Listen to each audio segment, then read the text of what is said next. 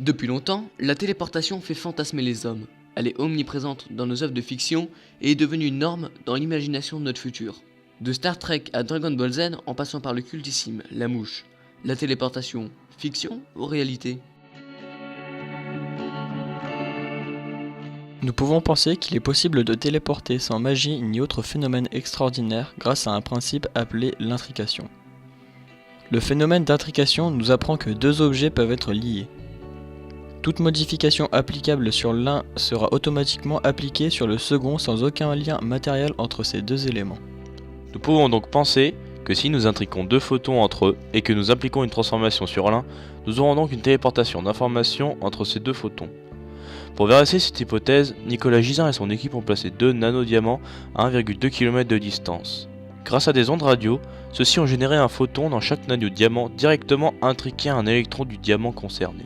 Les deux photons ont été séparés de leurs diamants respectifs, puis placés dans un troisième laboratoire.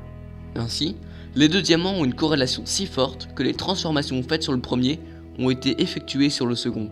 Grâce à toutes ces manipulations, ils ont donc réussi à téléporter une information sur 1,2 km de distance.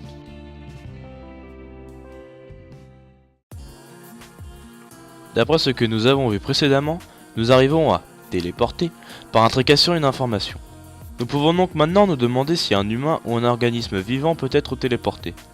Avant de se questionner sur la téléportation d'un être humain, nous devons déjà étudier une éventuelle téléportation d'un organisme plus simple comme une bactérie. Si nous voulons intriquer une bactérie qui est l'organisme vivant le plus simple sur Terre, nous devons intriquer tous ses atomes.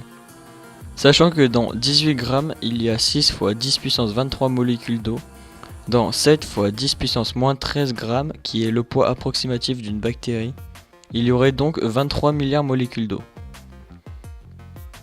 Étant donné qu'il y a 3 atomes par molécule d'eau, on a 70 milliards d'atomes dans une bactérie. Il nous est simplement impossible de réaliser 70 milliards d'intrications simultanées. Mais ne nous décourageons pas. Et si nous desséchions totalement la bactérie avant de la téléporter? Tout d'abord, toutes les bactéries ne peuvent pas être desséchées sans être tuées. Mais nous pouvons prendre comme exemple la bactérie Nostoc. Celle-ci peut être desséchée, puis réapprovisionnée en eau sans mourir pendant plusieurs années. Même si la bactérie est l'organisme vivant le plus simple, elle abrite un métabolisme ultra complexe. Nous devons tout de même prendre en compte le fait qu'elle soit composée de membranes cellulaires, d'une membrane plasmique, d'un ADN et d'autres organites. Cela représente tout de même des millions de protéines, de lipides et de glucides. Il nous est donc extrêmement compliqué de téléporter un organisme vivant pour le moment. Si nous ne pouvons pas téléporter d'êtres vivants, la téléportation d'un objet pourrait-elle être envisageable? Nous allons donc chercher à savoir si la téléportation d'une bille de plomb est possible. Nous savons qu'un objet est composé d'atomes qui composent les molécules. Dans notre exemple de la bille de plomb, cette dernière est composée d'atomes de plomb, élément chimique de numéro atomique 82, ce qui veut dire que cet atome, qui est stable, est lui-même composé de 82 protons, 128 neutrons, 208 nucléons et 82 électrons. Un électron possède une taille d'environ 10-6 à 10-8 mètres. Les protons et les neutrons sont composés de 3 quarks chacun. Les quarks sont les particules les plus petites connues aujourd'hui, dont la taille est estimée à 10-20 mètres. Le reste de l'atome, 99,9999999%, n'est autre que du vide. Il faudrait donc, pour téléporter une bille de plomb, réussir à intriquer toutes ces particules, soit 706 fois le nombre d'atomes présents dans cette bille de plomb. De plus, on sait qu'aujourd'hui nous sommes capables d'intriquer, en plus des photons, des atomes, ce qui voudrait dire que théoriquement nous serions capables de téléporter une bille de plomb. Mais dans les faits, pour téléporter une particule, il faut qu'elle soit présente à 2 endroits en 2 exemplaires, et que l'une des particules soit sans structure. Cette téléportation quantique a-t-elle donc un réel intérêt? Pour répondre à nos questions, nous nous sommes rendus à l'université de Genève où nous avons rencontré Nicolas Brunner.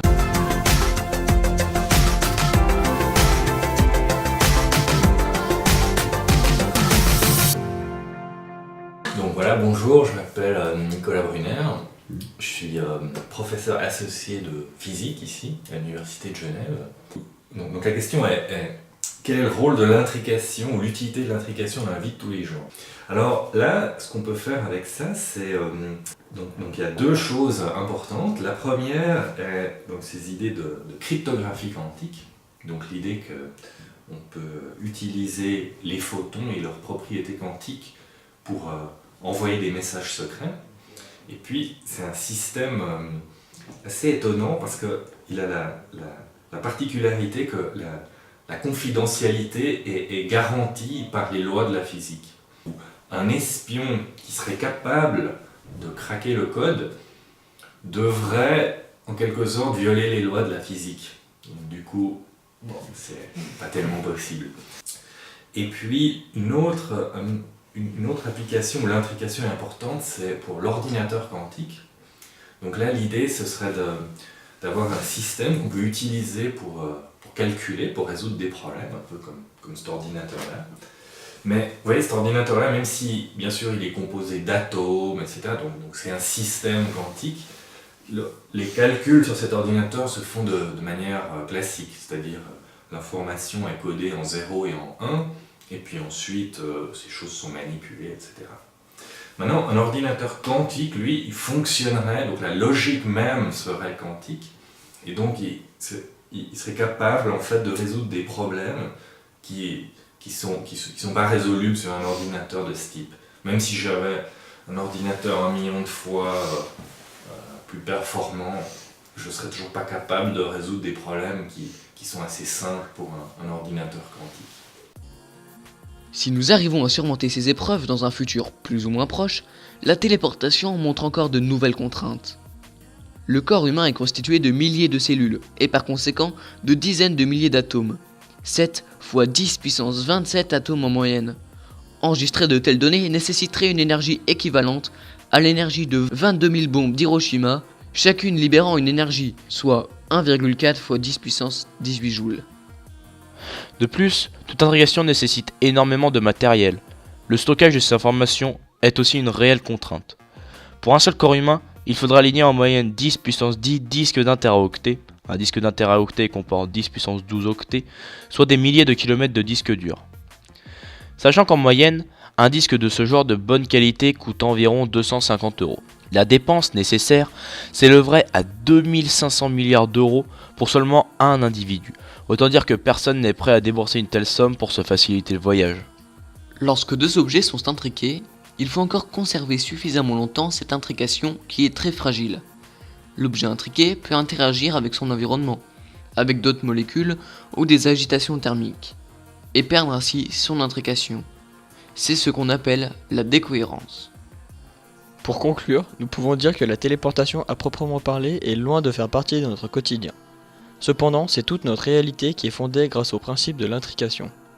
C'est aussi une réelle opportunité pour mettre des découvertes au service de notre technologie. Théoriquement, rien n'interdit la téléportation d'un humain, mais il faudrait plusieurs révolutions scientifiques avant de pouvoir espérer téléporter un humain d'un endroit à un autre.